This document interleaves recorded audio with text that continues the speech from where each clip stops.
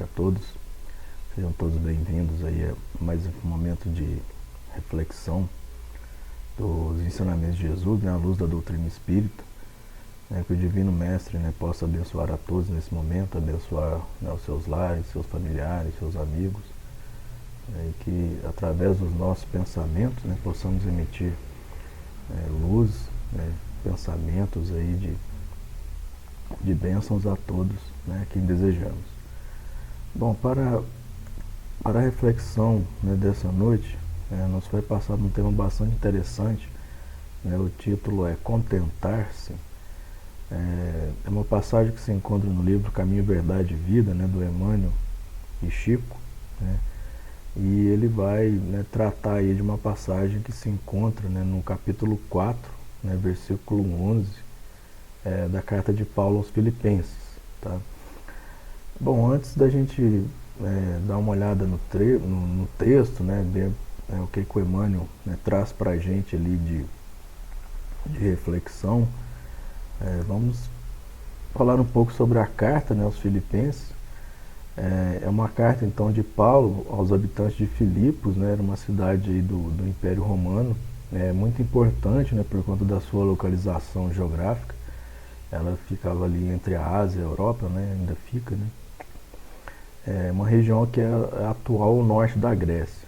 Na época era uma cidade do reino da Macedônia, e ela foi fundada aí por Filipe II, pai de Alexandre o Grande, mais ou menos ali 358 a.C.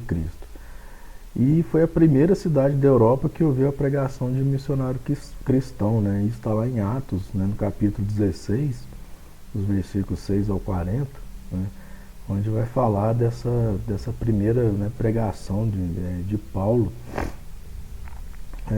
nessa cidade, e consequentemente é a primeira em uma cidade da Europa. Então, assim, uma cidade muito importante dentro da história das pregações de Paulo e da disseminação desses conhecimentos aí do cristianismo.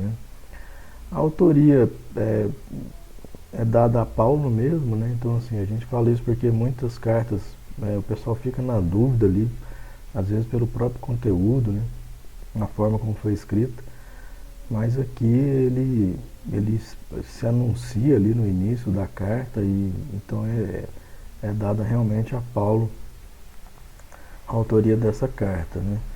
Então ela foi escrita aí provavelmente, então assim, o pessoal não tem muita certeza com relação a isso, às vezes a data que foi escrita, o local que foi escrito, então são sempre algumas ideias, algumas suposições ali, entre 53 e 58 depois de Cristo, e segundo a tradição ele estaria preso em Roma, quando ele escreve essa carta aos Filipenses. Mas há uma outra vertente aí de alguns pesquisadores que acreditam que ele estava preso em Cesareia ou ainda em Éfeso. Então ainda tem algumas dúvidas aí com relação a onde ele estava, mas o que fica bem claro assim na carta é que ele estava preso, e ele fala isso na carta, e daí essa é uma parte importante do conteúdo da carta, e a gente vai ver logo a seguir. Sobre esse conteúdo, ele elogia os filipenses por sua fé em Jesus.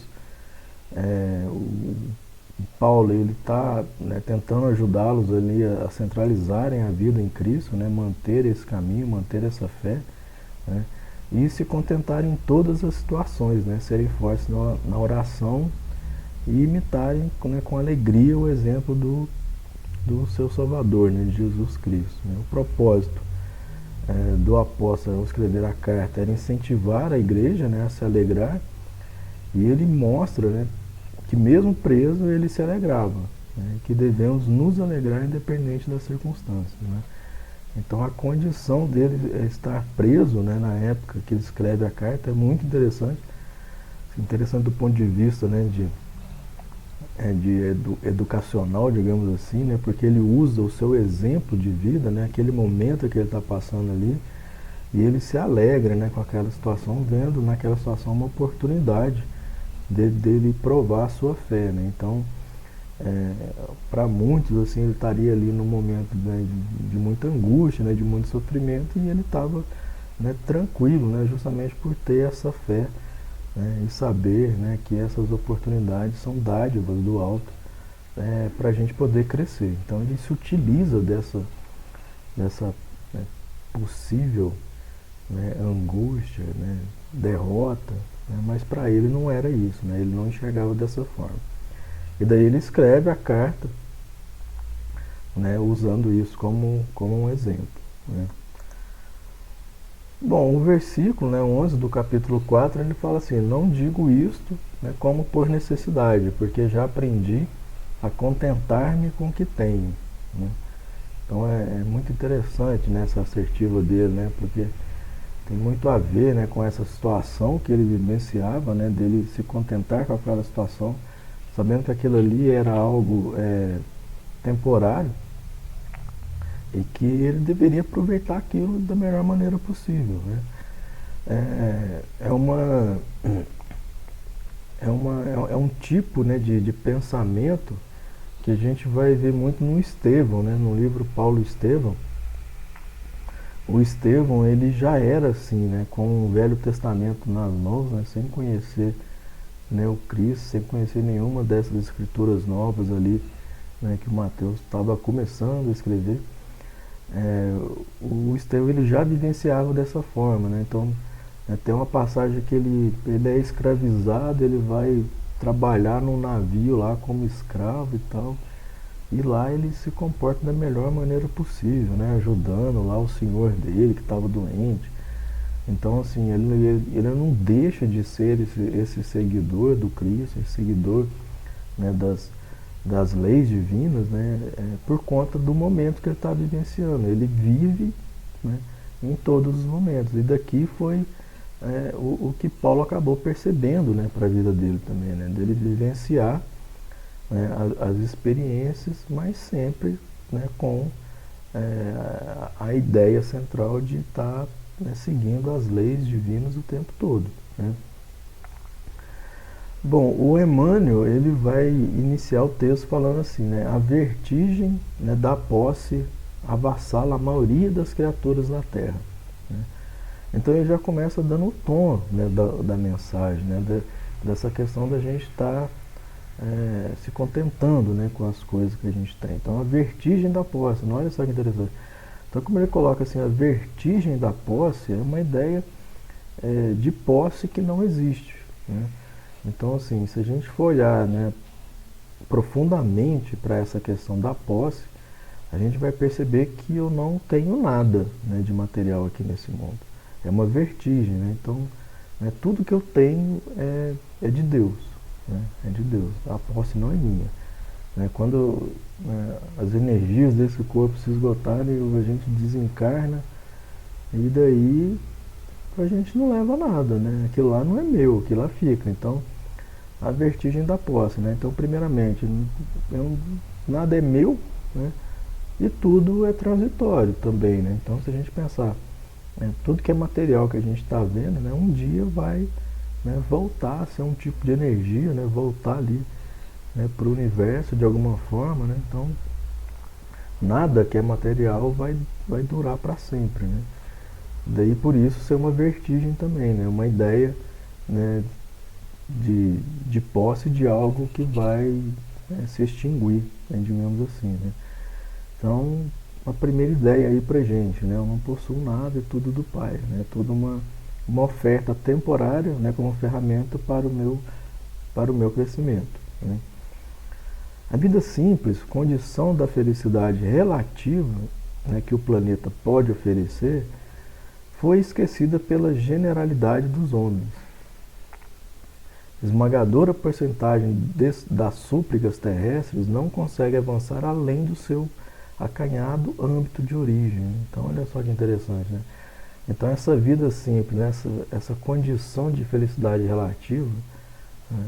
Então, ou seja, aqui nesse mundo a gente consegue ainda ter uma condição, né, de felicidade relativa. Né? Então, ele chama, né, a gente para esse entendimento, né, da vida simples, né, de eu de eu vivenciar as minhas experiências, de eu me utilizar da matéria da melhor maneira possível, mas sempre com aquele pensamento de que eu tenho que pensar em algo que é eterno, né?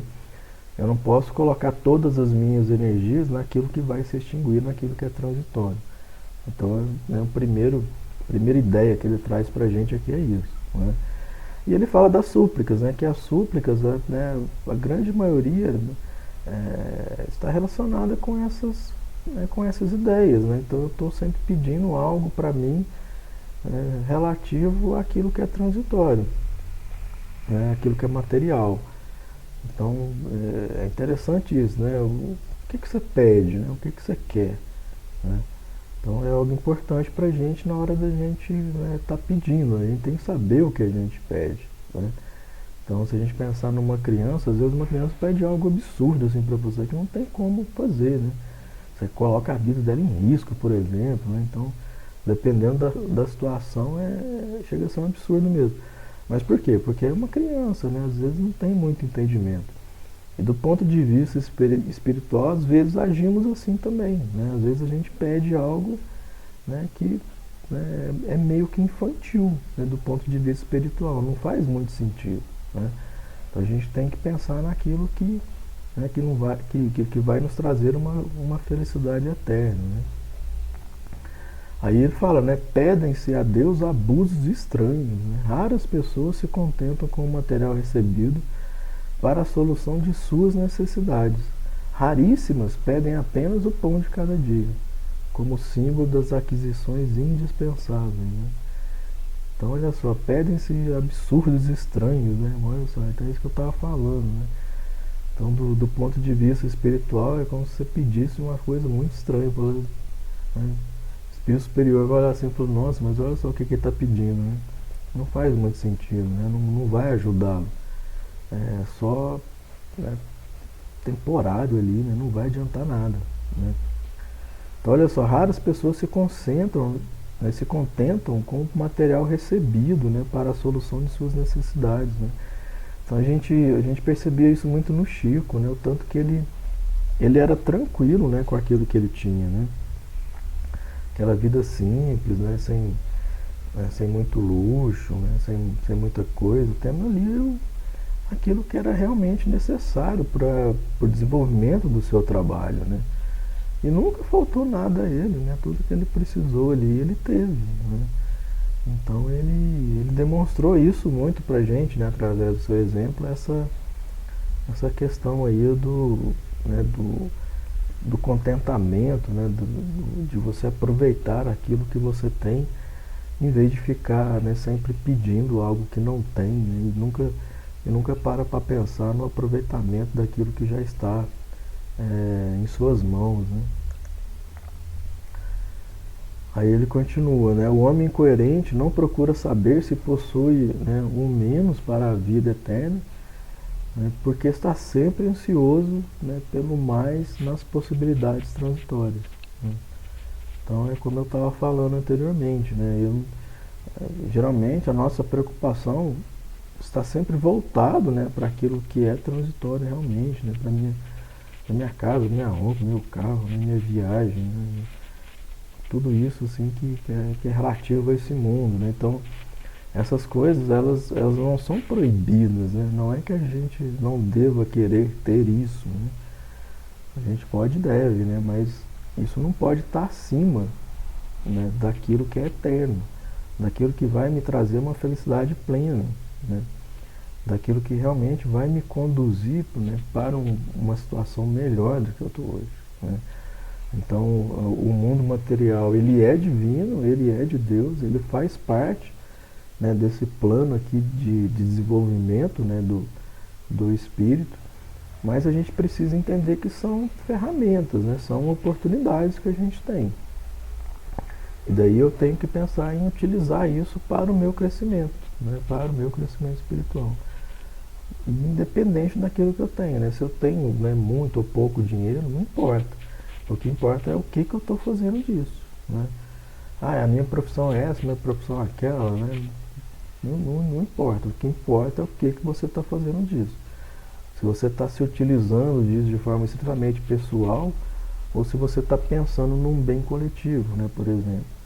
Então, é esse o propósito, né, da gente se utilizar daquilo que é físico, né, que é material, e do tempo também. Né? O tempo é uma outra ferramenta importante para a gente. Né?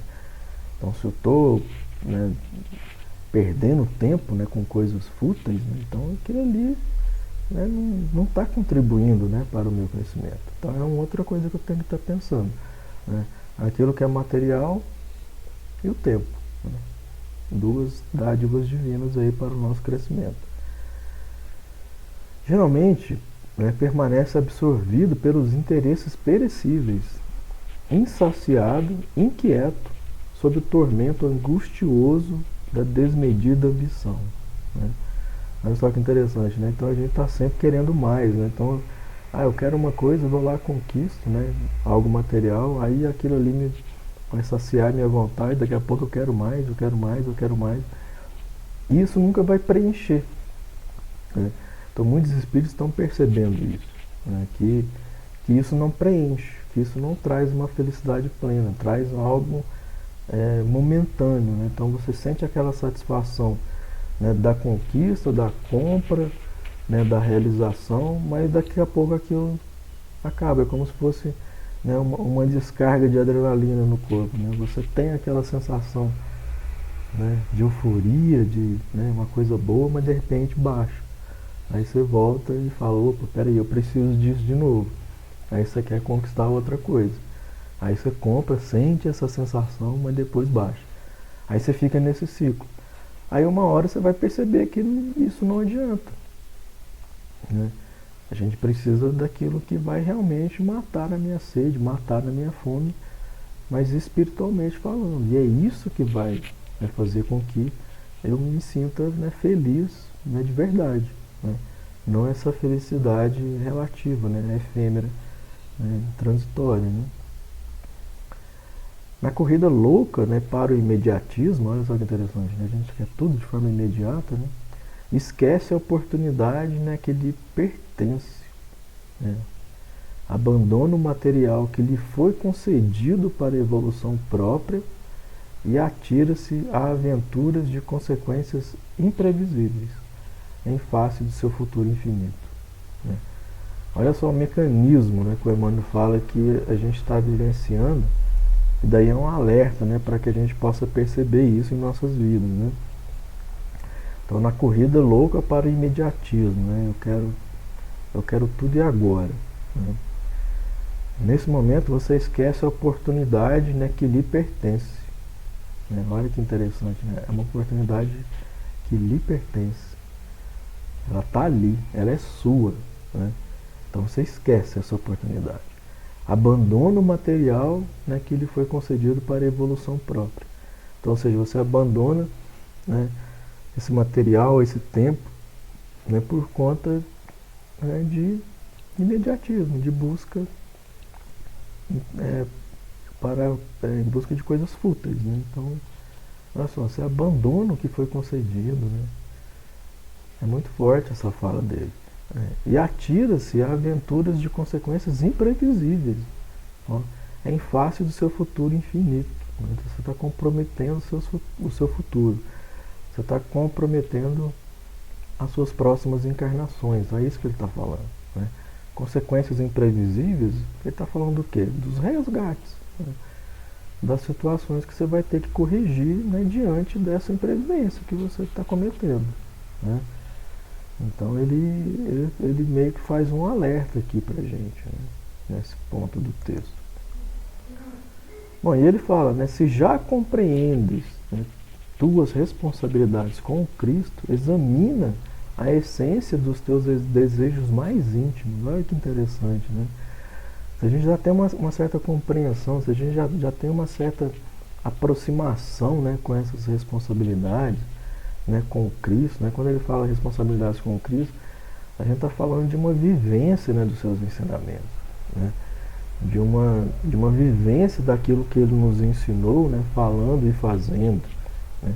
Então, se eu já consigo, né, ter um pouco dessa noção, né, ele pede, né, examina, né, a essência dos teus desejos mais íntimos. Né? O que você está desejando, né, para a sua vida, para o seu futuro? O que você realmente quer, né? O que você busca de verdade? Né? Aí ele fala, né, lembra-te de que Paulo de Tarso, o apóstolo chamado por Jesus para a disseminação da verdade divina entre os homens, foi obrigado a aprender a contentar-se com o que possuía, penetrando o caminho, né, de disciplinas acerbas. O que ele está falando de Paulo? Paulo tinha uma vida muito boa, né? Ele tinha um alto cargo lá dentro, né, ali com relação ao judaísmo, né? Então ele era um doutor da lei, né? Então os doutores da lei eles tinham um cargo que se misturava, né? Um cargo, né, religioso, político e também ali envolvia o judiciário, né? Eles eram meio que tudo ali. Então ele tinha um cargo muito elevado, né? Então ele tinha uma vida muito boa do ponto de vista material, né?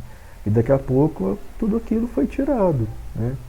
Ele vai para o deserto, fica 3 anos lá, né, no meio do nada, né, vivenciando uma experiência para depois iniciar o trabalho, né, de apostolado, de muita dificuldade nas suas viagens, né?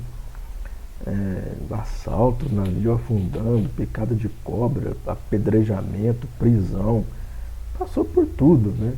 Então né, tudo aquilo que era de bom do ponto de vista material, né, ele foi tirado e ele aprendeu a se contentar. Ele aprendeu a se contentar com isso, né? Então ele vivenciou essa experiência, né, desses momentos, né, difíceis, digamos assim, da melhor maneira possível, né, entendendo realmente a proposta, né, de Jesus, né, para o apostolado dele, né? E o Emmanuel vai finalizando, né? Estarás acaso esperando que alguém realize semelhante aprendizado por ti? Né? E daí ele deixa um recadinho aqui nessa última frase, né? Então, ninguém vai realizar nada, né, por nós, né? A gente vai ter muita ajuda, a gente vai ter muito ensinamento, a gente vai ter amigos, né, na nossa caminhada, que vão nos auxiliar, vão nos ajudar, né? Mas ninguém vai evoluir espiritualmente para o outro, né? Isso não existe. Então é isso que ele está falando, né? Você está esperando que alguém realize, né, semelhante aprendizado por ti. É como se a outra pessoa estudasse uma coisa e você aprendesse, né, só de ficar ali do lado, né? Isso não funciona. Você tem que estudar também, né? É a mesma coisa. Ninguém vai evoluir, né, ficando perto de quem está evoluindo ali, né? Você pode às vezes, né, pegar o exemplo e tal, mas você tem que fazer, né? Se ficar parado olhando ali, não vai acontecer nada, né? Então é isso que ele está falando. Então que a gente possa pegar, né, o exemplo de Paulo e estar realizando, né, como ele, né, desse contentamento, né, com aquilo que me foi ofertado, né, e que eu possa realmente, né, produzir algo de bom, né, relativo a isto, né, a esses recursos, né, esses recursos materiais e o tempo também, né, que nos é ofertado aí a todo momento, né. Então é isso aí, fica a reflexão para todos, né, desejo aí muita paz, né, que Jesus abençoe, né, todos os lares e a todos aí que, né, ouviram essa reflexão. Uma boa noite a todos.